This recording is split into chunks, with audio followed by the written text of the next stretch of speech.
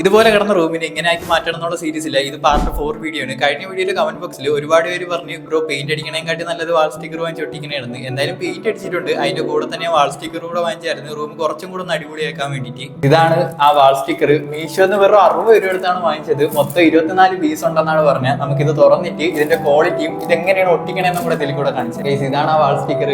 ഇത് വീഡിയോ കൂടെ കാണുമ്പോൾ എങ്ങനെയാണെന്ന് അറിഞ്ഞൂടാ. നേരിട്ട് അടിപൊളിയാണ് കാണാൻ.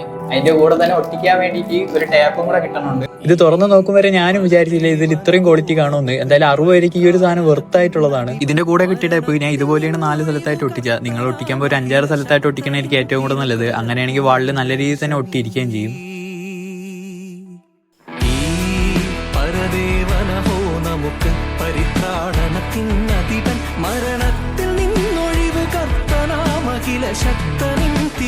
ഈ ഒരു മോഡലിലാണ് വാളിൽ ഒട്ടിച്ച് വെച്ചേക്കണം. എങ്ങനെ ഉണ്ടെന്ന് താഴെ കമന്റ് ചെയ്ത് വെച്ചേക്കുക. അപ്പൊ ഇന്നത്രേ ഉള്ളൂ. ഫോളോ ചെയ്ത് വെച്ചാൽ അടുത്ത വീഡിയോ കാണാം.